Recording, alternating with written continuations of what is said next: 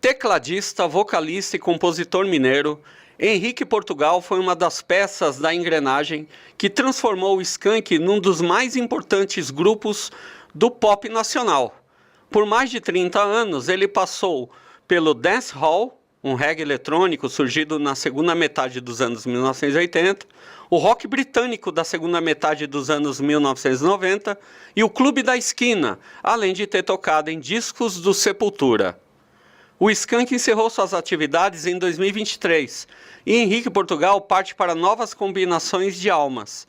O tecladista saiu da posição de co-protagonista para a frente do palco e assumiu os vocais principais da Solar Big Band, um híbrido de pop e grupos de baile do jazz americano, criada por ele com a missão de realizar um sonho antigo de tocar músicas que ele gostaria de ouvir no formato Big Band.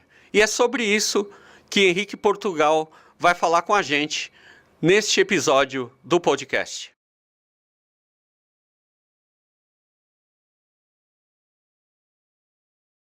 Tecladista, vocalista e compositor mineiro, Henrique Portugal foi uma das peças da engrenagem que transformou o Skank num dos mais importantes grupos do pop nacional.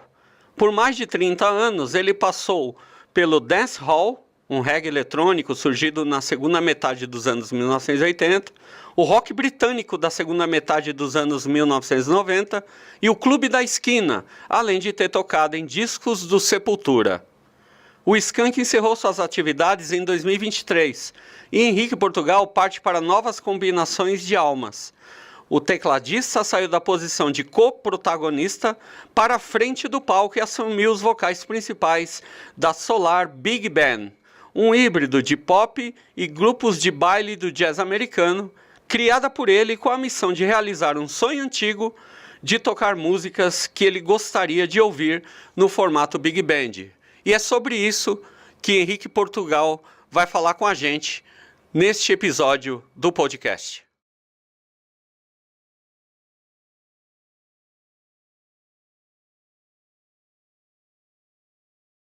Fala pessoal, aqui é o Marcelo de Assis e hoje no nosso podcast eu tenho um convidado especialíssimo, não é especial, especialíssimo.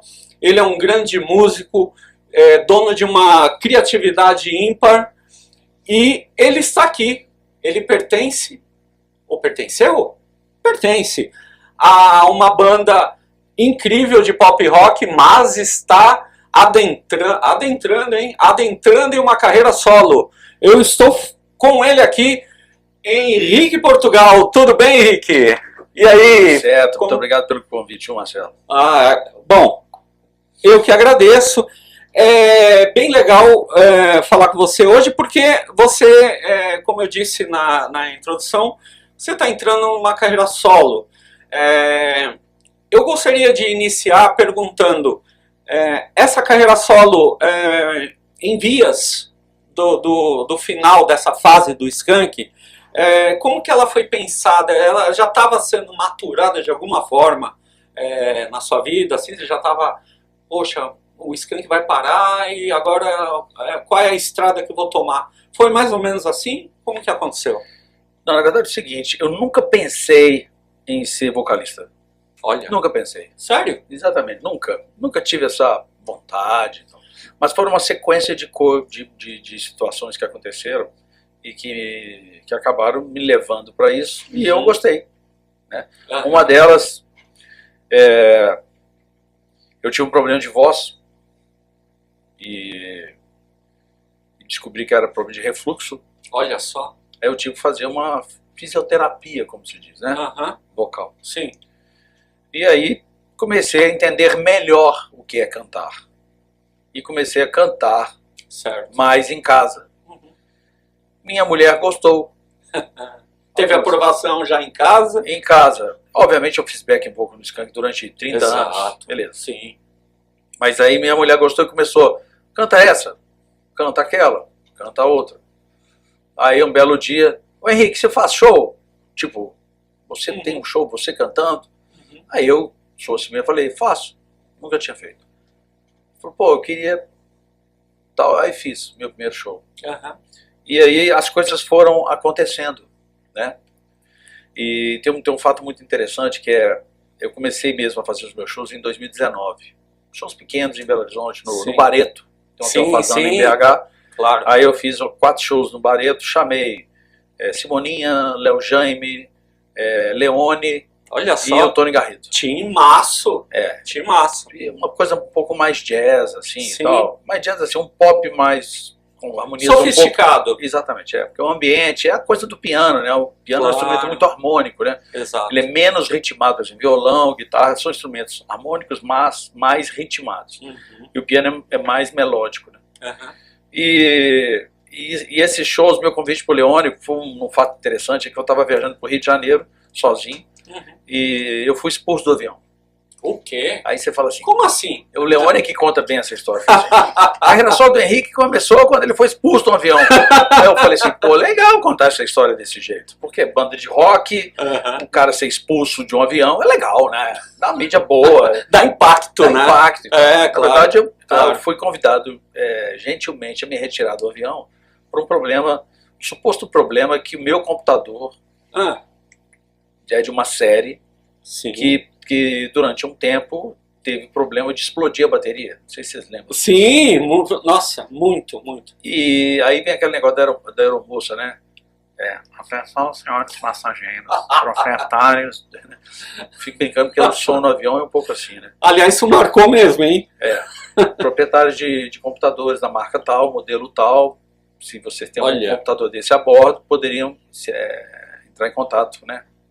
Já era o início de uma restrição para o modelo, né, dentro do avião. Exatamente. Aí eu levantei a mão e falei, eu tenho, o computador está aqui. Ela falou assim, a gente precisa retirar esse computador do avião. Eu falei, como assim?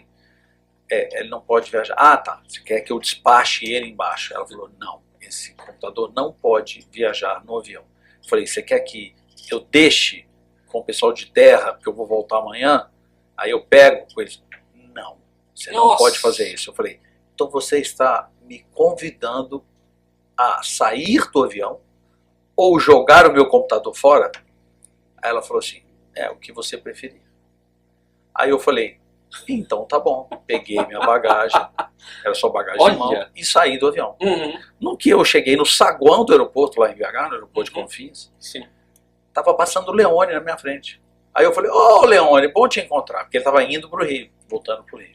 Eu falei, pô, bom te encontrar, eu vou fazer um show em Belo Horizonte, queria te convidar para você cantar comigo. E aí começou a minha carreira solo, porque logo depois, nesse dia do show, ele me deu uma letra, aí eu fiz a música, a gente gravou essa música, ela está disponível em todas as plataformas, chama Razão Pra Te Amar. Legal. E aí a gente começou a fazer várias músicas. Hoje a gente tem praticamente um disco. São acho que 10 são 10 canções que a gente compôs já em parceria. Sim.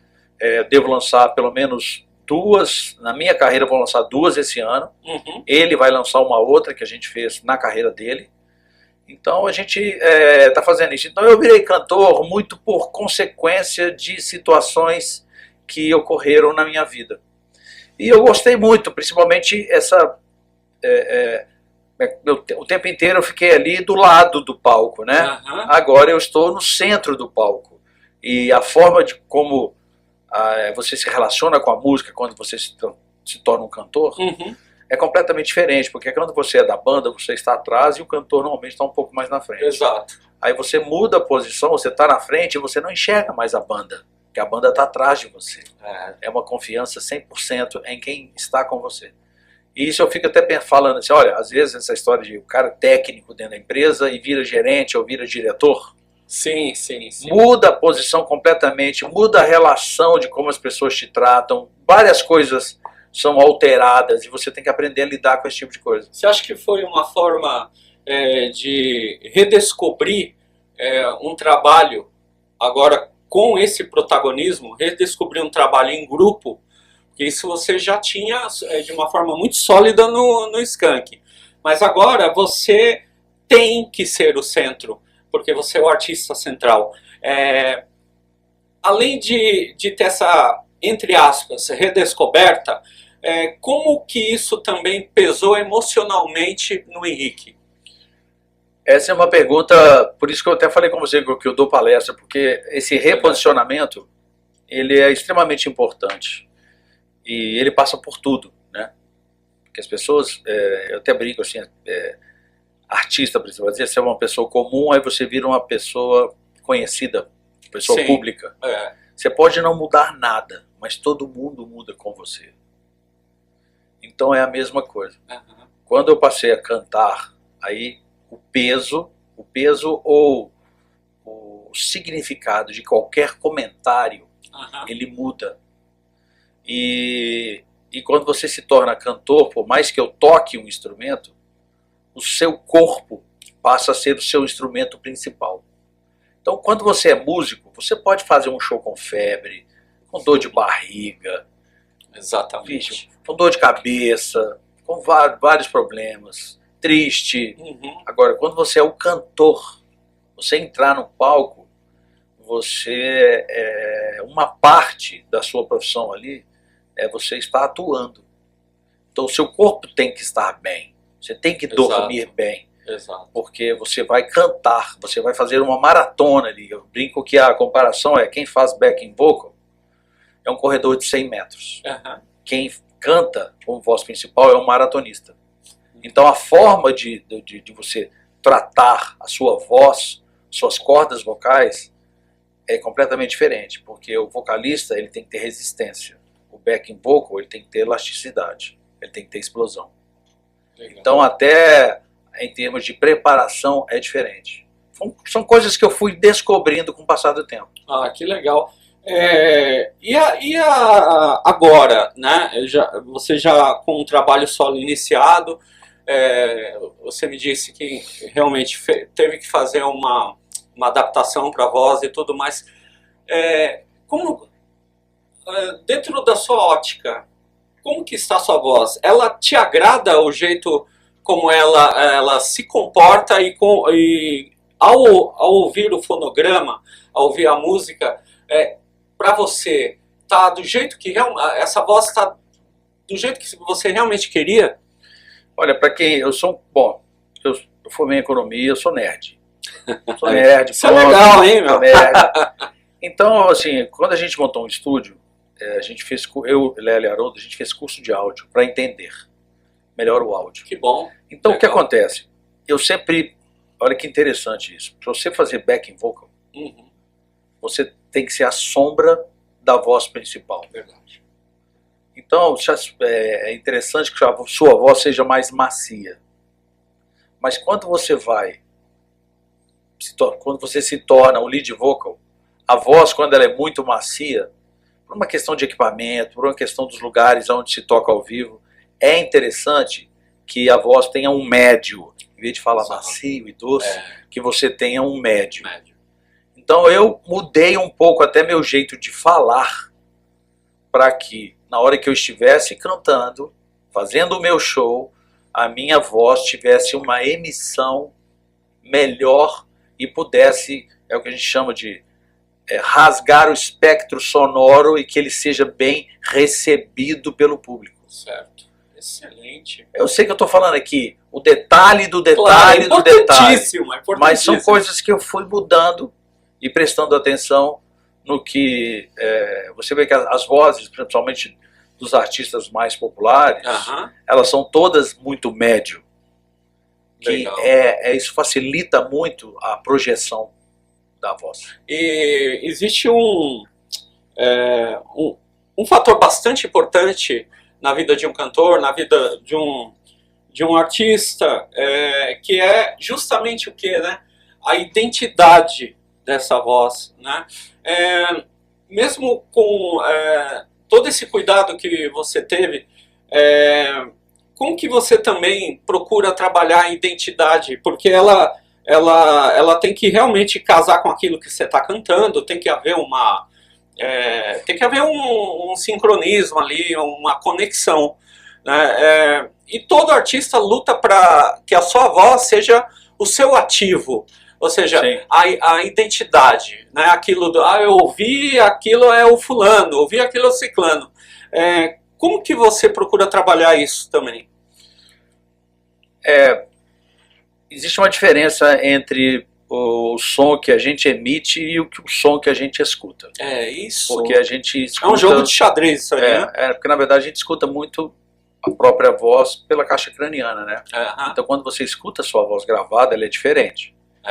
Então verdade. você tem que se acostumar. Isso que é difícil, viu? É. Eu mesmo, quando me escuto, é complicado. Então, eu ainda não cheguei nesse nível de detalhe, porque também não vou me transformar... Não é uma preocupação também? Não, eu acho que tem que ter algumas assinaturas, Certo. para que as pessoas possam se identificar com a sua voz, né? Vou contar uma história que essa é legal. Aham. Uma vez quando eu estava começando a fazer os meus shows solo, eu voei do Rio para Recife com o ator Matheus Nastergalli do meu lado. Opa! Grande ator. Grande ator. Aí, conversando com ele, eu falei, Matheus, você é um ator belíssimo, um profissional de altíssimo nível, e você tem uma assinatura que você entra dentro dos personagens com muita facilidade. Legal. E se dá muita identidade aos personagens, que é exatamente o que a gente está falando da história da identidade. Mas, pelo que me parece, você também consegue sair destes personagens facilmente.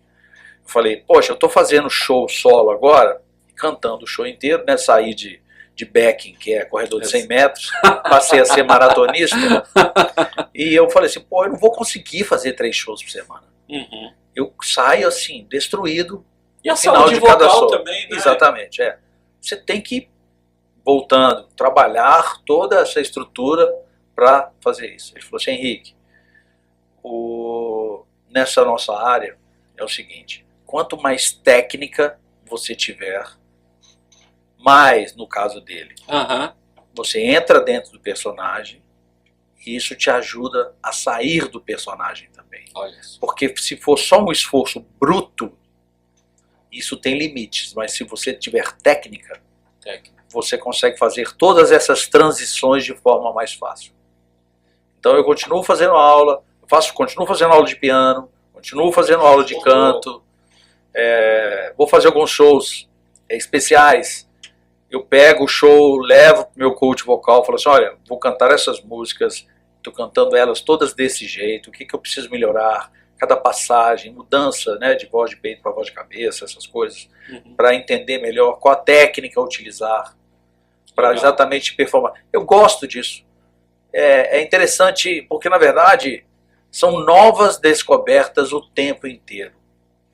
É sempre alguma novidade para mim que eu falo, interessante, isso não tinha percebido. Ainda depois de tantos anos, né, trabalhando com Skank, ainda se descobrem novas coisas, né? Mas são muitas coisas. E caramba, tá legal isso. Que legal. Eu queria também falar sobre o Solar Big Band, né? Tá aí, tomou forma. Tomou forma. Tem vida própria. Tem vida própria. E eu gostaria que você falasse, né, sobre esse EP de releituras, né? Esse disco, a gente poderia incluir dentro do contexto desse álbum referências musicais imediatas suas, você colocou isso, e eu gostaria também de saber, aproveitando o gancho, quais são essas referências imediatas que norteiam o seu trabalho musical? Tá. Eu comecei a estudar piano muito cedo, com 5 anos, estudando piano clássico. Minha professora de piano é que descobriu que eu deveria usar óculos. Ela disse isso para você? Ela falou para minha mãe. Por quê? Falou assim, olha, o seu filho deve ter algum problema de vista. Porque ele não está lendo as partituras, ele está decorando. Caramba! Porque eu não estava enxergando direito, e aí eu estava decorando. Eu tocava, errava alguma coisa, a professora falava, não, é assim que toca. Eu falei, entendi. Aí eu fui lá e... Então, você fez piano clássico? Fiz piano clássico. Legal. Durante até 12, 13 anos. Eu queria até acoplar uma coisa que veio na minha cabeça, porque com tantos arranjos que você desenvolveu no Skank, arranjos belíssimos, até me surpreende, e deve surpreender quem está assistindo, que você fez uma imersão recente em fazer aulas de piano. Não, não é recente não, eu sempre faço. Você sempre faz? Sempre, eu tenho um professor, na verdade a minha aula com ele praticamente uma terapia musical. Por exemplo, eu descobri um artista americano do mundo independente recentemente chamado, na verdade eu acho que é uma banda, chama Lawrence. Ah, Lawrence, sim. É legal demais, muito bom. O cara toca muito bom. e canta muito. Tem um quê de igreja ali, de gospel, né? Tem. Mas é muito interessante assim, o jeito que ele toca, as coisas que ele faz.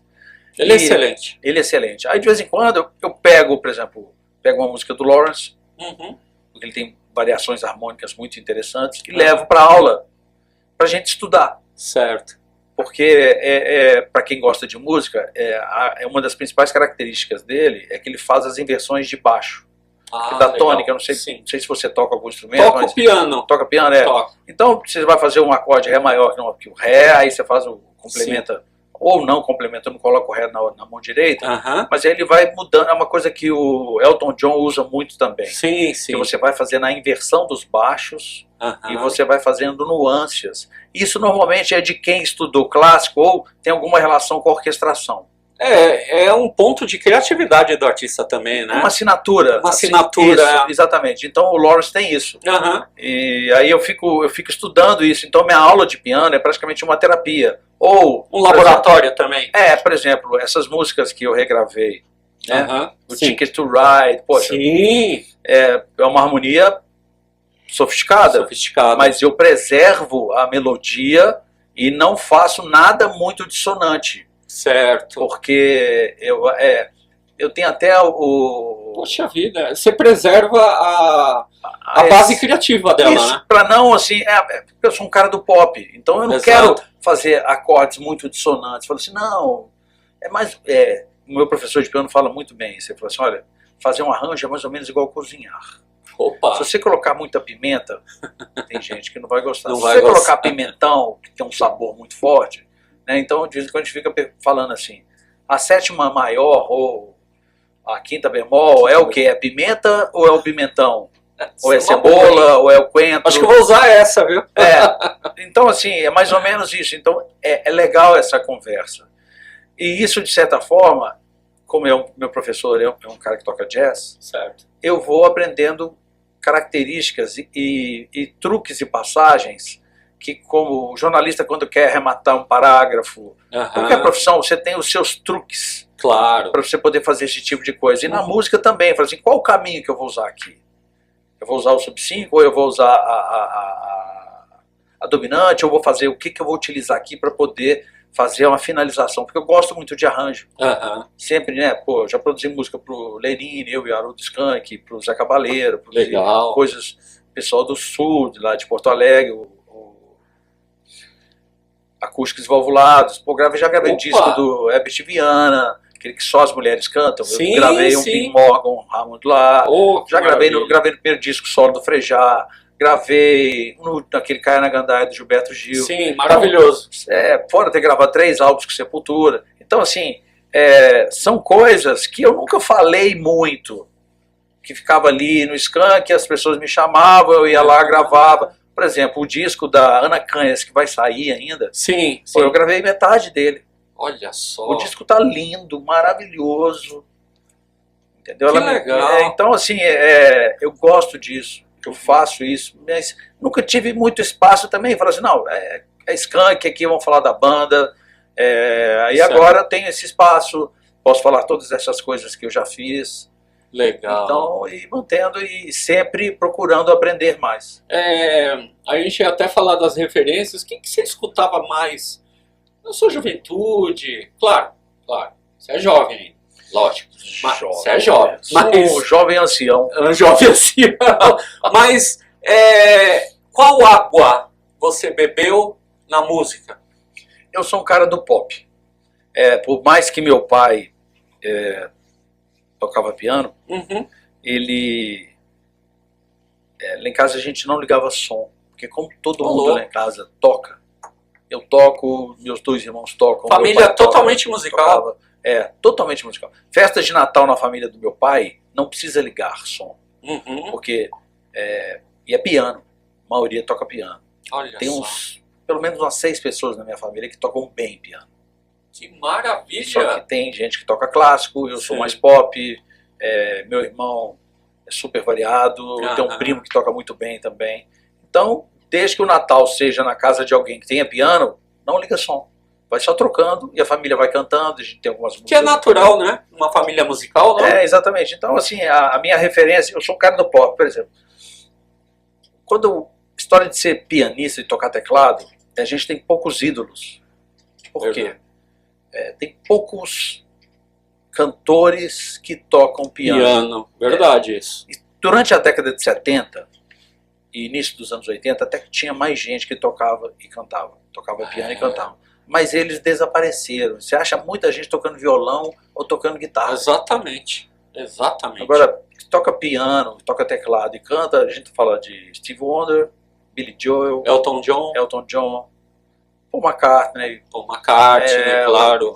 Jamie Cullum, Jamie Cullum, maravilhoso, né? maravilhoso, é uma referência. Agora descobri o Lawrence, que é... Lawrence. São poucos nomes. Tem mais um aí bom, Bruce Orsby. Ele fez muito sucesso, não só no Brasil, no mundo. Ele canta aquela música The Way It Is. Que o álbum é homônimo. É um pianista mão cheia também, é altamente recomendado. Tem um cara que é legal, que é do Doobie Brothers, o Michael McDonald. Maravilhoso. Fora que ele tem uma voz soulful, assim, ele tem... Exatamente. Maravilhoso. Cara, ele canta macio, mas ele tem um drive na voz, né? Tem.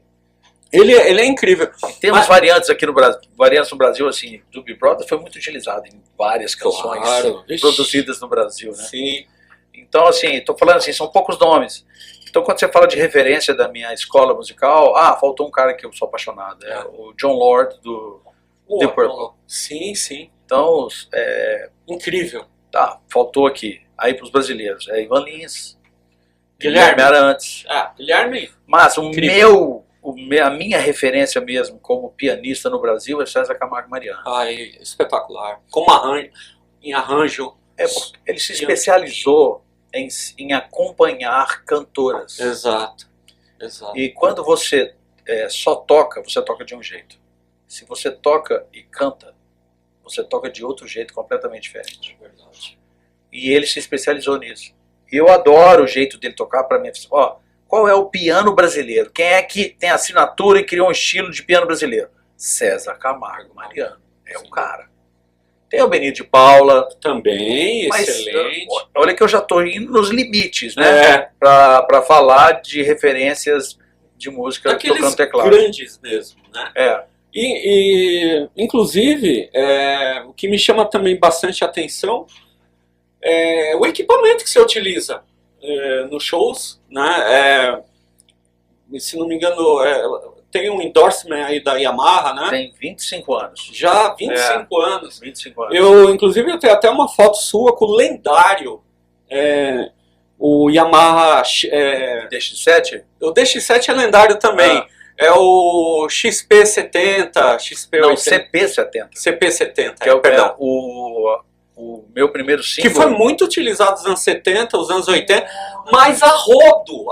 Até a gente tá falando de pianista, o Phil Collins também toca muito piano, e assim, não só ele, Peter Gabriel, vários usavam muito esse piano. É interessante você falar isso. O CP70 é um piano elétrico, mas com corda, né? Diferente do Rhodes, do Wurlitz,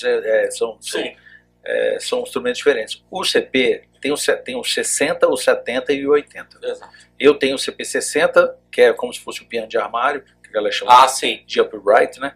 Eu tenho ele, eu usava no Skank, nos shows, o CP60. Inclusive as fotos novas de divulgação, eu estava vendo, é o meu CP60 que está aí na foto, no fundo.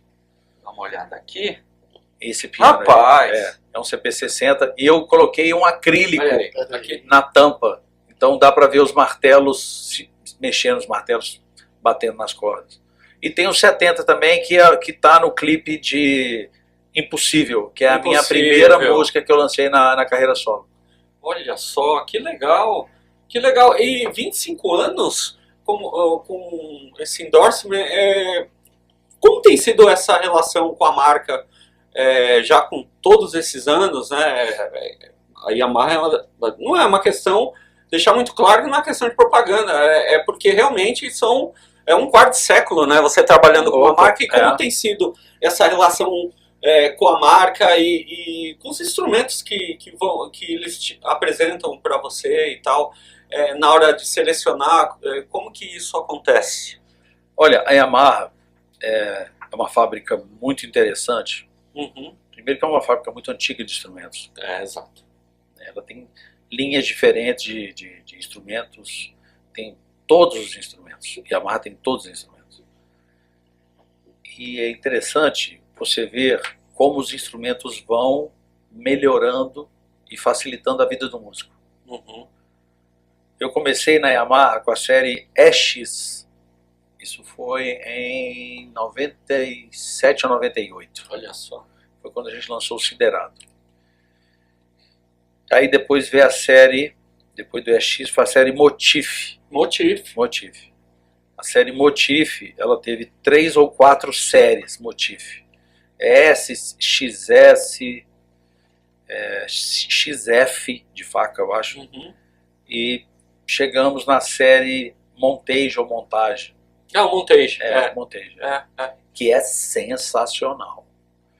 E agora tem uma série que eu estou utilizando, que é a CK. O que é essa série CK? Porque os instrumentos da Yamaha sempre foram muito sofisticados, com muita tecnologia. Uhum. E é até interessante falar disso. Eu sou nerd, voltando. Por favor. Aí, há 10 anos atrás... Por favor. 10 anos atrás eu estava em Los Angeles. Uhum.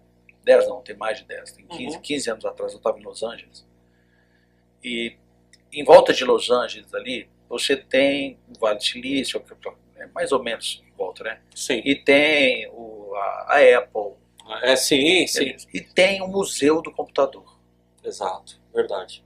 Nesse Museu do Computador, como eu trabalhei, era analista de sistemas, fui lá visitar o museu. E no canto do museu tem todos os pequenos computadores. Aqueles pequenininhos, Apple I, Apple II, os computadores muito pequenos. E no cantinho tinha um visor contando uma história. O que é? A Universidade de Stanford criou um algoritmo de simulação de sons naturais. Olha só! Depois que eles desenvolveram esse algoritmo, eles pensaram, para quem que a gente vai vender isso ou fazer uma parceria para isso se tornar realidade? Uhum. O DX7 é consequência disso. Olha só! A Yamaha comprou a ideia porque o DX7 foi o primeiro teclado que simulava sons naturais. Os outros teclados que tinham antes eram sintetizadores que tinham sons próprios, característicos. Uhum. Tinha teve uma série intermediária, mas o que realmente começou a ter isso, tipo som de metais, Sim. som de piano elétrico e tal, Uhum. foi o DX7 com essa parceria com a Universidade de Stanford. E eu vi isso no Museu do Computador. Então eu falei, cara, ninguém nunca falou isso, eu nunca vi ninguém falando disso. Incrível isso. E tem isso lá no museu. Eu já ouvi músico que falou, eu não vendo. Tenho DX7? Eu tenho o meu. Desde o primeiro que eu gravei, o primeiro disco do Skank, eu tenho ele. Tem sentido um músico não querer vender um teclado tão icônico quanto esse, né? É uma diferença que acontece com os instrumentos acústicos, que eles vão ganhando valor. Uhum. E a maioria dos teclados eletrônicos, eles vão perdendo valor. Olha só. Só alguns modelos específicos que se tornaram realmente caros e tal. Agora, uma boa parte deles ficou muito barato. Porque hoje você tem muita tecnologia para colocar nos teclados. Isso é verdade. Isso é verdade. Posso ser chato e fazer uma pergunta? Cara, uma pergunta que eu sempre quis fazer, na verdade, Mas não chora. pra você, que é... As programações de bateria eletrônica do Skank são muito boas, usava muito Desiderado, né, assim, você tem a ver com isso, essas programações de bateria? Olha, programação de bateria, as programações de bateria do Skank, no Siderado, teve algumas coisas muito legais que foram do Ramiro Mussoto. Legal. Que é o baiano argentino, né? programação de saideira, balada do Amor Inabalável. Nossa. Né? Não, balada do Amor Inabalável é 2000, mas saideira era o Ramiro Mussoto. E antes, tem muita coisa do Haroldo, ali, Garota Nacional, Olha aí. Haroldo. Aí é um álbum antes, né, que é o Samba Poconé. Samba Poconé, muito bom. Como tinha o Haroldo, às vezes o Dudu Marocha também é bom nisso. Opa. Bicho, eu nem me preocupava, nunca. Porque hoje em dia você tem. Isso é uma coisa interessante de falar, porque hoje em dia os beatmakers, eles são compositores. Porque Sim, a verdade. música, já falando um assunto interessante, a música. Legal. Vou voltar lá atrás para chegar onde eles estão. A voz da consciência Claro. perguntou aqui. Exato, exato. Se você parar para pensar, a música no mundo, ela tem. Isso no mundo ocidental, tá? Ela tem dois caminhos. Você tem o caminho das Américas, que é tudo consequência de escravidão. Uhum. Por quê? Então, a América inteira foi muito escravocrata. Sim. Então, obviamente, diferentes culturas. Os mais fortes foram para a América do Norte, pagavam melhor, né? Uhum. E outros vieram para cá, e cada um com a sua característica cultural, eles foram trazendo isso para o Brasil, no caso, para a América do Sul. Então, a nossa música, a música das Américas, ela é mais ritmada. Sim, verdade. Por causa, a origem é africana. Olha só. Já a música europeia é outra característica, o berço da música clássica, ela é mais melódica. Essa diferença você consegue ver de uma forma bastante clara no pop que é feito na Inglaterra e no pop que é feito nos Estados Unidos. Verdade. Verdade. Então, e aí, o que acontece? Quando você começa a falar de música moderna, aí mudando para um outro lado, mas falando de música moderna e coisa recente, com o empoderamento das pessoas, principalmente por causa do acesso, e com direito de optar e opinar em absolutamente tudo, a música, de uma certa forma, ela foi ficando mais simplista. A música feita no mundo, principalmente nas Américas, ela é mais simplista. O que é mais simplista? Ela é uma batida rítmica com texto. Olha a parte melódica, ela diminuiu bastante, ela empobreceu bastante. Quando eu falo empobreceu, ela ficou mais simples. Sim. Então, os beatmakers, eles são praticamente metade do que é a música. Então, hoje, um beatmaker na década de 80 e 90, por exemplo, o cara que criou o beat, inclusive é muito interessante esse cara, que criou os sons para o disco do Michael Jackson, o Thriller, hoje eles estão destrinchando, né? O Instagram está distribuindo. Exato. Quem criou esse som para o disco Thriller e tal, papapá, né? E como é que ele chama? Steve Lucato, que é o... Steve Lucato, é o vocalista do Toto. Guitarrista, é um dos maiores do mundo. Isso, ele tocou no disco, né? E ele fala várias coisas que ele fez, e tem um cara que programou os sons pro disco. Então é um cara que fez alguns beats também. Esse cara, hoje em dia, ele seria compositor. Sem porque dúvida. Hoje os beatmakers, eles entram como compositor. Então, por exemplo, aquele beat de Garota Nacional, ele é extremamente importante para a música, se você parar para pensar. Virou uma assinatura praticamente de uma geração, e depois outros artistas vieram copiando aquela batida. Exato. Essa talvez tenha sido assim, um pouco da revolução, porque Garota Nacional é uma música que foi um sucesso internacional sem internet. É verdade. Entendeu? Verdade. É verdade mesmo. Semana passada, a filha do Haroldo escutou numa praia, na Europa, tocando Garota Nacional no Beach Club. Porque Garota Nacional foi em primeiro lugar na Espanha. Realmente reverberou, né, internacionalmente também, né? Nossa, isso aí é incrível. Por falar no Skank, eu gostaria de uma opinião sua, observando a discografia da banda e por todas as nuances que vocês atravessaram, porque nunca foi, sempre existiu aquele traço pop, claro, mas haviam elementos implementados de reggae, do Step, vários, né? Do Skank, quais álbuns você poderia me dizer que foram os mais criativos da carreira da banda, sob a sua visão? Tem umas... O Skank é praticamente, poderia dizer que são duas bandas numa banda só, né? A gente começou os 3 primeiros álbuns ali com muita referência jamaicana. Exato. Nem é tanto do reggae, é do dance hall, Dancehall, que né? é o avô do reggaeton. Avô do reggaeton. Exato. A gente até brinca. O Hoje- reggaeton, eu falo assim, pô, isso é dance hall. Ele fala A tanto... batida é a mesma. A indústria coloca muito reggaeton, né? E Isso. precisa se observar os antecedentes, né? Exatamente, que é a cultura centro-americana. Sim. Então, os 3 primeiros álbuns tem uma assinatura muito forte. Aí depois a gente foi fazendo uma transição, o Siderado, que tem resposta, que tem saideira. Um álbum que foi um pouco... Começou a transição para um lado mais melódico. A gente teve o Maquinarama, que tem 3 lados, e tem Balada do Amor Inabalável, que virou um mega hit por causa de uma novela. Era Exatamente. uma parceria, era o casal, a Carolina Dickman com o Reinaldo Gianecchini. Nossa.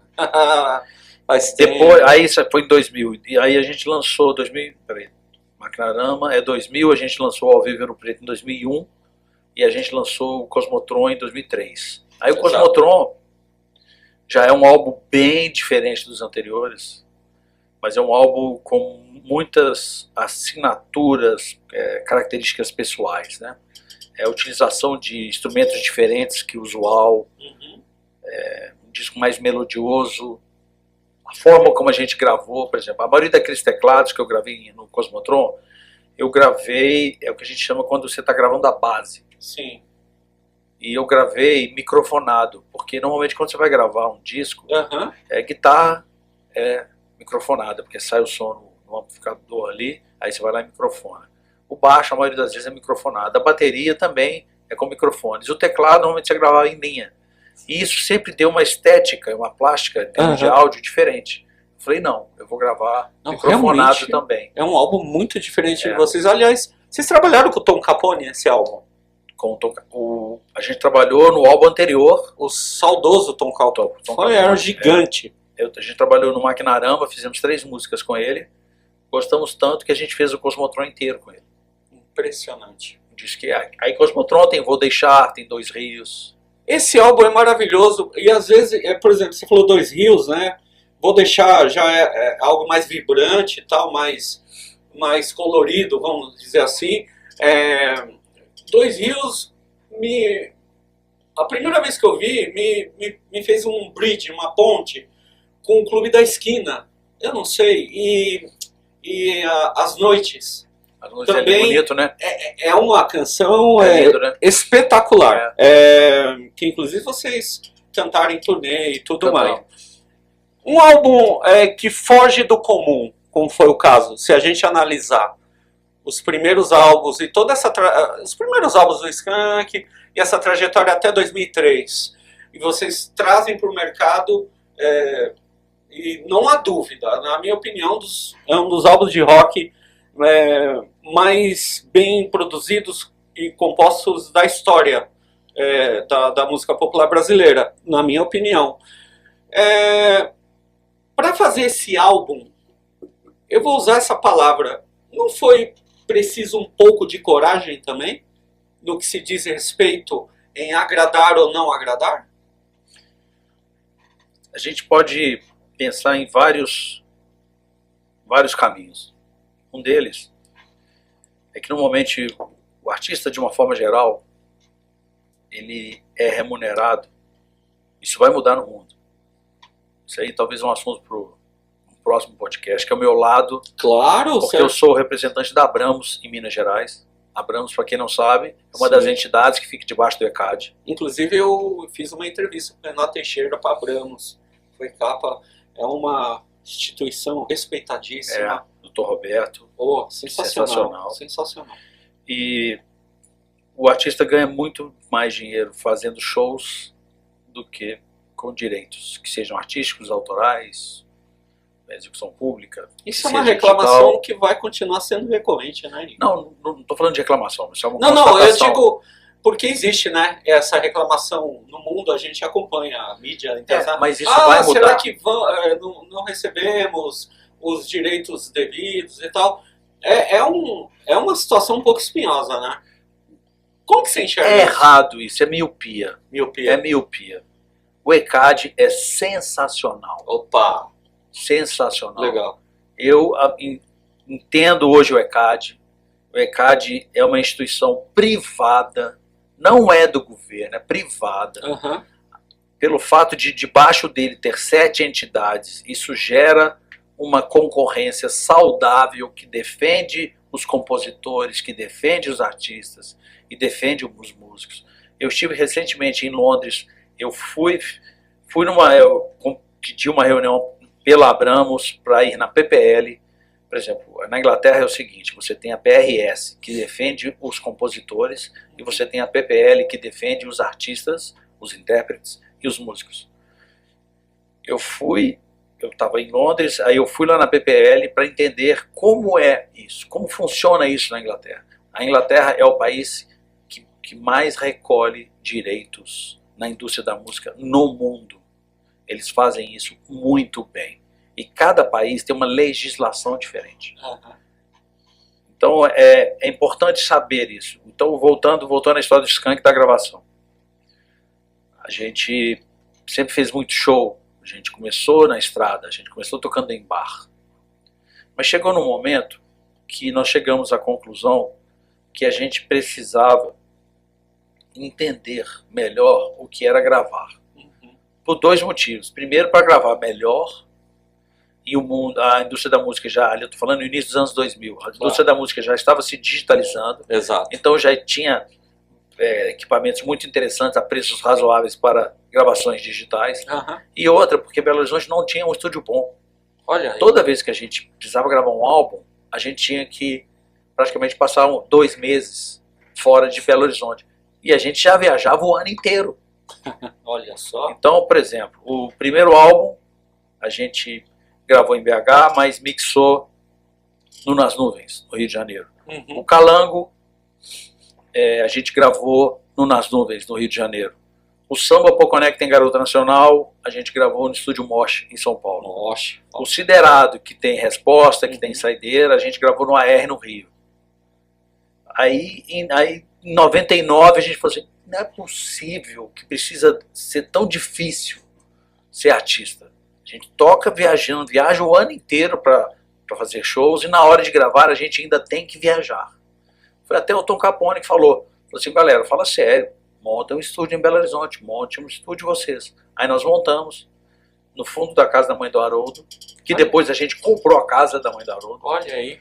que era o estúdio Máquina, onde a gente gravou, daí pra frente a gente gravou praticamente tudo da nossa carreira, aí de 2000 a 2014, que foi o nosso último álbum de estúdio, que é o Velócia. Uhum. Durante 14 anos, tudo que a gente gravou no nosso estúdio.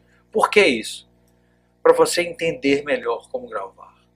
Você aumentar o seu rendimento, entendendo o que é um microfone, se ele é cardioide, se ele é supercardioide, qual a característica dele, se ele aguenta muito som, que é o SPL, Aham. ou se ele aguenta pouco, Aham. se é um microfone para voz, se é um microfone para bumbo, se é um microfone de sala, você entender o tamanho de sala, como é que você microfona, que tipo de equipamento que você tem compressor rápido, compressor lento, você entender como tirar o som, a melhor forma de você extrair o som de uma gravação. Isso agregou imenso para vocês, né? Absurdamente. Isso foi até uma ideia do Samuel, que ele falou assim, poxa, os Beatles pararam de fazer shows em 1965, eu acho, se não me engano. 7. 67? Essa eu vou trucar você, não é 67 não, só se o teto foi em 67. É. É antes. Não, foi antes. A Voz Foi da antes. Consciência. Pesquisa aí, Voz da Consciência. Pesquisa aí. Vou pesquisar. Mas os grandes shows eles pararam de fazer antes. E aí eles gastaram muito tempo em estúdio. Uhum. Foi daí que vieram os grandes álbuns.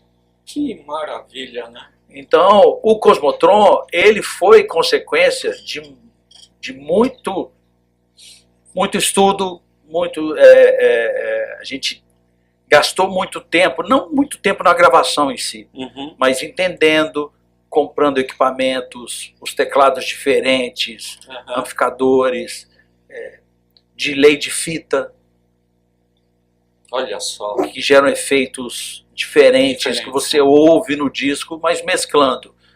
A gente comprou máquina de 2 polegadas, aquelas fitas enormes, mas gravamos praticamente o disco inteiro no digital. Então ali a gente se divertiu bastante e a partir daí a gente só gravou em casa, que ficou muito mais fácil. Nem eu, nem você. Foi 66. Passou perto. Aí 69 é o de cima do telhado da Apple. Não, é o do rooftop da EMI. E aí é antes do Revolver, né? Basicamente. Mas o Rooftop foi em 67, é isso? Não, o Rooftop é 69. 69. É isso mesmo, você tá certo, cara. Lady B. Já tava todo mundo cabeludão, já tava todo barbudo. Inclusive, agora eu esqueci o nome dele, que eu considero o quinto Beatle, que foi o tecladista. Billy Preston. Maravilhoso, maravilhoso. Mas o Epstein ainda mais quinto. Não, claro. Aí é como cada fã Mas coloca... você sabe que é interessante a figura do quinto elemento, né? O Skank sempre teve o quinto. Quem era o Isso quinto é clássico, né? É o Fernando Furtado, que é o nosso empresário, mas é da banda. É o Chico Amaral, que foi parceiro de várias canções. É o Dudu Marotti, que produziu os discos que tiveram uma maior audiência. É gostoso você ser cercado por pessoas que venham agregar o valor, né? Agregar informações, agregar qualidade, agregar novidades para o trabalho. Aliás, em falar em agregar valores e tudo isso que você disse, como está o relacionamento entre vocês do Skank? Né? Eu vou logo colocar uma pergunta até tripla, né? Como que hoje está o relacionamento entre vocês depois que a banda encerrou suas atividades? Por que ela encerrou? E ela volta? Olha só, pega qualquer exemplo de vida, né? Por exemplo, eu tenho 59 anos, tá bom? Rapaz! O Skank Parece muito durou mais jovem. 32 anos. Exato. Então eu passei mais tempo na minha vida dentro do Skank do que fora do Skank. Quando a gente fala de casamentos, eu falo banda é um casamento sem sexo.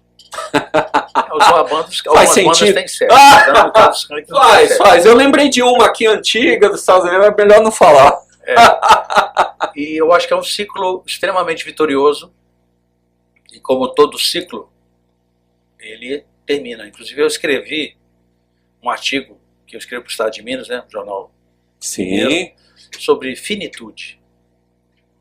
É que nós, brasileiros, que somos cristãos, e até hoje, pelo menos, em boa parte, somos católicos, a gente não foi educado e na nossa formação a gente trabalha muito mal o fim dos ciclos.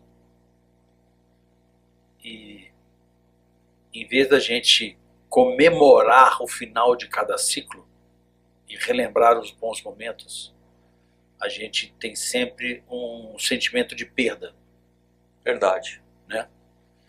Eu não sei se o Skank volta, não tenho a mínima ideia. A gente conversa. Ontem mesmo a gente teve uma reunião, por quê? No Brasil você consegue abrir uma empresa. É verdade. Mas você não consegue fechar uma empresa. Então, na verdade, tem várias coisas. Por exemplo, vários ativos que foram criados, as redes sociais. O que fazer com isso? A gente tem que manter, o ideal é que a gente mantenha a informação e a história, a memória do Skank ativa. Poxa, tem vários, sei lá, 200, 250 fonogramas que nós gravamos. Precisa fazer gestão disso, é uma parceria com a Sony. Exato. Então, a cada trimestre tem uma gestão disso. E, obviamente, podemos separar que eu falo assim, fazer as coisas todas separadas, mas de tempos em tempos a gente precisa fazer um encontro. A gente ainda não lançou o registro do último show no Mineirão. A gente está finalizando as Olha aí. negociações para isso. Material novo. Exatamente. Tem algumas coisas a serem lançadas, Aham. que a gente está conversando exatamente para planejar como faremos isso. Então, eu prefiro falar e comemorar uma história extremamente vitoriosa, que a gente jamais imaginou que a gente poderia chegar e conquistar tudo que nós conquistamos, do que ficar gastando tempo e dizendo, mas isso poderia ser diferente, isso poderia ser assim. Não, é um ciclo, é início, meio e fim. Pode Legal. ser que tenha alguma coisa para frente, pode ser que tenha, mas eu não confesso, eu não tenho a mínima ideia se isso vai acontecer. Bom, eu tenho duas últimas perguntas. Você ainda não me perguntou da minha Big Band, eu não falei dela direito. É verdade. Eu quero saber da Big Band o seguinte: como que está a agenda de shows e o que você espera, a expectativa desse novo trabalho? Qual a expectativa que você tem, pessoal? E como serão divulgados materiais, com shows e tal? Como que vai rolar isso? Bom, a minha Big Band eu já faço shows com ela há quase 2 anos. Uhum. Isso era um sonho que eu tinha. Sempre gostei de bandas de música com metais. Skank tinha metais. Uhum. Eu fiz uma viagem com meu filho em 2019 para o sul dos Estados Unidos, que é a origem da música americana. Opa, com certeza. Aí comecei em New Orleans ali, fui Uhum. para Memphis, fui para Nashville e fui para Atlanta, que é o berço do trap. Exato. E New Orleans é um negócio impressionante, a forma como eles utilizam os metais. Uhum. É quase como se fosse uma banda de rock. Olha só. Tal a intensidade. A Uhum. intensidade deles, a densidade. E se você pegar, por exemplo, alguns discos de Big Band, aí existem características diferentes. Por exemplo, tem um álbum do Frank Sinatra, que é a época dele ali de Las Vegas, Sim. que chama Sinatra at the Sands. É. Porque é um álbum que é o Frank Sinatra cantando no seu auge, com uma orquestra do Count Basie, regida pelo Sensacional. Quincy Jones. Nossa. É uma banda, juro, é uma banda de rock, só que sem guitarra. Porque é uma intensidade os arranjos. E aí é um pouco, você estava falando um pouco, você comentou aqui um pouco antes do Clube da Esquina, Exato. foi uma coisa que o Matheus Nastegali falou para mim também. Falou, Henrique, o mineiro, ele não se mistura muito, mas em compensação ele é intenso, ele é profundo. Isso você vê na música do Clube da Esquina, você vê na nossa assinatura do Maquinarama para frente. E a Big Band não é uma coisa doce, é uma coisa intensa, os arranjos. Então você vê o arranjo de Ticket to Ride para vocês escutarem todas as plataformas. Com certeza. El Dia Que Me Queiras, que é um arranjo maravilhoso. Até Eu Sei Que Vou Te Amar é um arranjo grandioso. Por quê? Eu regravei canções que eu sempre gostei, mas que nunca tive a oportunidade de escutar com arranjos de Big Band. Incrível. Então eu gravei essas 4 canções, lancei agora. Uhum. Acho que em outubro eu vou lançar mais 3 canções Muito bom. com arranjos de Big Band. E o show é isso, na verdade, a música me deu muita coisa. Uhum. Eu estou tentando exatamente retornar para ela da melhor forma possível um pouco do que ela me deu. E pensando muito na minha geração, que quer sair de casa, quer se divertir, mas quer se divertir bem, ir num lugar legal, que o show não seja muito tarde, que não seja muito barulhento, e que eu consiga estar em casa até no máximo 1h da manhã. Entendeu? Que eu levante a mão, consiga beber alguma coisa ou comer alguma coisa. Que é a fase adulta. Exatamente. Que a gente já viveu muito, já experimentou muito, agora a gente quer se divertir. Então meu intuito, eu não preciso, acho que já fiz muita coisa junto com o Skank na área da música. Sim. Eu não quero provar mais nada, se eu vou cantar bem, se eu vou Você tocar quer se bem. divertir? Eu quero divertir com os amigos, por isso que eu chamo Frejá, gravei com o Marcos Vale, com essa turma Timaço. toda, chamei de Ferreiro para cantar comigo, eu chamei uma galera para cantar comigo. Marco Túlio do J Quest, Sim. Wilson Sideral, uma turma, Bruno Gouveia do Biquíni Cavadão. Então, assim, Os shows da Solar Big Band são uma festa. E é isso, é a minha relação com a música. Por isso que ela chama Solar. É alegria, Olha, é diversão, que eu acho que as pessoas da minha, pelo menos eu criei uma banda que eu gostaria de assistir o show. e assistir, curtir. E fiz, exatamente. Projetei arranjos junto com parceiros. Os arranjos de metais são do Tiquinho, do Funk Como Le Gusta. Sim. Gravei o excelente. naipe de metais no Rio de Janeiro, que é com Gessé Sadoc, a turma dele. Aham.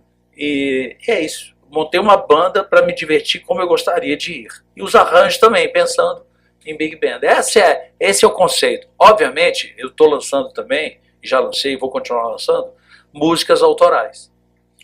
Em agosto, não falta muito tempo, quando a gente coloca isso na internet fica atemporal, eu fiz uma música que eu achei linda com a Zélia Duncan. Sensacional. E essa música deve sair agora em breve. Caramba. E assim, eu diria que eu estou num momento assim, de diversão total. E essa música é romântica? O que Mas você pode revelar pra gente? Absolutamente nada. Meu Deus. Não, tô brincando. Na verdade é o seguinte, o que acontece? O Brasil, ele perdeu muito a conexão com o mundo. A música brasileira é escutada no mundo. A gente tem uma assinatura. Claro. E o brasileiro começou a olhar muito para o mercado interno. Essa coisa que eu estava falando antes aqui da batida, mais a voz, né? Que é o funk. O funk é escutado em muitos lugares. Mas existe uma assinatura que relembra o Rio de Janeiro dos anos 50, Opa. que o Rio era uma cidade de referência para o mundo, em termos de arquitetura, Uhum. em termos de paisagismo, Sofisticação. em termos de sofisticação, Cultura. de música. Exato. Então a gente tinha referências em várias áreas, referências mundiais em várias áreas. Uhum. E essa música com a Zélia, ela tem um cheirinho disso. Tem uma Olha. assinatura disso. Então É vem- muito legal. Já. Muito gostosa. Isso é para deixar bastante o público, né, ansioso, né? Porque realmente vem coisa muito boa. Eu vou concluir a entrevista porque eu já tô para fazer essa pergunta. Lá Eu não- vem eu não- Marcelo de eu- Assis e suas perguntas Não, finais. eu já tentei falar isso com o Samuel, mas você é a pessoa indicada para responder isso para mim. Diga, Marcelo. Olha, eu já assisti Vou vários até shows. beber um gole aqui. Não, por favor, por favor. Eu já Você tem que colocar aquela trilha sonora de suspense. Tchan, tchan, tchan, tchan, tchan, tchan, tchan. Eu queria entender. Já perguntei para os astros, não tive resposta. Não consegui falar. Os astros é o Francisco Coco, né? Da novela lá. Ô, astro. Nossa senhora, hein? Exumação aqui. Exumação aqui, meu. Mas escuta, por Dinheiro na mão é vendaval. É isso aí. isso hoje eu não durmo, porque eu cantei com o Henrique Portugal. Mas eu tenho que falar uma coisa. Por que o Skank com essa...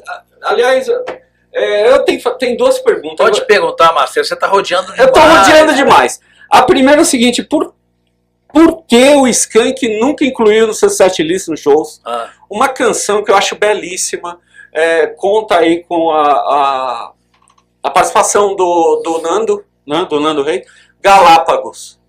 Eu vi muita gente pedir nas redes sociais, inclusive e eu me sinto não atendido por esse pedido, né? Por que essa música não entrou no setlist? Aí tem que fazer mais um barulho de... para gerar uma tensão, né? Qual será a resposta? Não, na verdade é o seguinte, na música, de uma forma geral, não é talvez seja um padrão de comportamento. Tem músicas que elas funcionam no álbum, tem músicas que funcionam no show e tem músicas que funcionam no rádio. Certo. São três características de músicas diferentes, são ambientes diferentes. Galápagos é uma música de álbum, é uma música para você escutar em casa. Como o Skank tem uma carreira muito longeva, com muitas músicas conhecidas, a gente acaba, a cada álbum, a gente selecionava algumas canções que a gente acreditava, pela nossa experiência, que a gente deveria colocar no show. Aí a gente entendia se funcionaria, se ela ficaria no repertório ou não. Ela foi cogitada? Não, nunca foi cogitada. Nunca foi Para cogitada? tocar ao vivo, não. Nunca foi cogitada. Ela nunca foi música de trabalho, nunca tocou no rádio.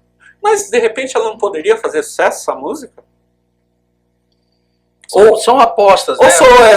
soa subjetivo, né? É um pouco subjetivo, porque tem outras músicas que tinham uma assinatura mais para show, talvez mais animadas, ou com uma característica de estrutura, às vezes próprias para rádio, tamanho. Galápagos é uma música longa, né? Então no show fica longa. Se você pensar que aí vem um negócio interessantíssimo, a música e a sua indústria, ela sempre foi regida pela tecnologia disponível que as pessoas, que o público tinha acesso para escutar aquilo que os artistas estavam criando. Então eu falei muita coisa para simplificar o seguinte. Excelente. Eu fui lá em Memphis, fui lá na Sun Records, onde Sim. Elvis começou. Do Sun Studio. Sam Phillips, né? Isso. É do Sam Phillips? Sam Phillips. É ele mesmo. Ele é o fundador da gravadora. Isso. O estúdio está lá ainda, o Sun Studio. Você pode alugar e gravar lá. É o Que mesmo estúdio da década de maravilha. 50. Tem Beleza. toda aquela aura, né? Daquela... Tá incrível. lá. O piano de Jerry Lewis está lá. Nossa tudo lá. senhora. Só que o que acontece? Naquela época você tinha só o compact disc, o pequenininho, o vinil pequeno. Então a música, para que você pudesse tirar a música do estúdio e levar para uma rádio, a música tinha que caber fisicamente Exato. naquela tecnologia. Exato. Então a música só podia... Por isso que as músicas dos anos 50 eram tão curtas, porque elas tinham que caber na mídia disponível para que as pessoas tivessem acesso ao que o artista estava fazendo. Aí no final da década de 60 foi criado o long play, 12 polegadas. que aí aí os artistas tiveram a oportunidade de fazer músicas mais longas. Aí vem o rock progressivo dos anos 70. Total. Então, e aí, qual que era a grande propaganda no lançamento do CD, da mídia física? Que pela primeira vez você poderia escutar a Nona Sinfonia de Beethoven sem precisar virar o disco. E com o streaming isso mudou completamente. Mas com a ansiedade do mundo moderno, agora as músicas estão cada vez mais curtas. Lamentável. Então a gente depende muito a gente é muito dependente da tecnologia disponível para que a gente possa escutar o que os artistas estão criando. Então Galápagos é uma música que ela é longa e ela remete a coisas que culturalmente, por exemplo, no rádio e no show, a gente na época falou assim, não vai funcionar tanto, é uma música para álbum, por isso que ela nunca entrou no show, e a gente nunca cogitou ela de ser música de rádio. Legal. E quem é? Enrolei, mas ainda... Não, explicou, ficou legal. Eu ainda vou digerir a resposta, imagina, foi uma resposta, acho que uma explicação incrível. Quem é o Henrique Portugal? É filosófico, né? As pessoas, eu tenho passado por isso, que às vezes eu chego em algum lugar e falo assim, deixa eu explicar quem é, às vezes eu falo assim, deixa eu explicar quem é o Henrique Portugal. Lógico que eu sei, do Skank. Eu falei, esse é um pedaço do Henrique Portugal. Eu sou um cara que sou formado em economia, era analista de sistemas, eu larguei tudo para realizar meu sonho de ser artista. Mas obviamente eu continuei trabalhando com tecnologia. Então hoje, por exemplo, eu sou sócio de uma empresa que chama Stream, que a gente faz análise de risco de carreiras artísticas, musicais. A gente tem um fundo de investimento. Eu sou sócio do Henrique Juliano, sou sócio do Mano Brown, eu sou sócio do Condzilla, e tem 2 sócios na operação. A gente está abrindo a operação internacional, tem escritório em Miami, na Cidade do México, Legal. em Portugal, porque a gente acredita que a carreira de um artista tem toda uma modelagem, tem uma lógica, que é um algoritmo, Claro. que a carreira artística ela é muito parecida com uma startup. Então você tem todos os passos, todos os valores de cada etapa. O artista iniciante, aí as músicas começam a funcionar, aí ele começa a tracionar, aí ele começa a ser rentável, gerar receita, ele começa a ser lucrativo, aí ele se torna um herói local, um herói regional, um herói nacional, e os outliers são os fenômenos. Então dentro dessa métrica toda, isso funciona muito bem, porque a música hoje ela está muito transparente, porque você tem acesso a informações por exemplo. Do YouTube você tem os números, do Spotify você tem os números, de todas as plataformas, da Amazon você tem os números. Então você tem como metrificar e entender se aquele artista está fazendo sucesso mesmo ou não. Por mais que os impulsionamentos aconteçam, tem que ter uma coerência até no impulsionamento. Para que você fale assim, poxa, realmente, se você impulsionar só o YouTube e não tiver nos streaming de áudio, você fala assim, opa, tem alguma coisa errada aqui. Então, como você tem coerência e os números estão todos transparentes, hoje tem algumas modelagens financeiras que são possíveis na indústria da música, que não eram possíveis há 20 anos atrás, por exemplo. Com certeza. Então, esse lado tecnológico, mais essa parte toda de entretenimento da minha carreira solo, são as coisas que eu estou me dedicando agora. Que maravilha. Henrique, muito obrigado pela sua entrevista, pelo esse bate-papo. Foi um prazer enorme recebê-lo aqui. Obrigado mesmo. É isso aí. Solar Big Band, o novo trabalho do Henrique Portugal. Pessoal, confira nas plataformas digitais, que ainda vem coisa muito boa ainda, Esse né? ano tem muita coisa ainda. Muita coisa. Vamos ficar ligados. E até a próxima entrevista. Tchau para vocês. Abraço.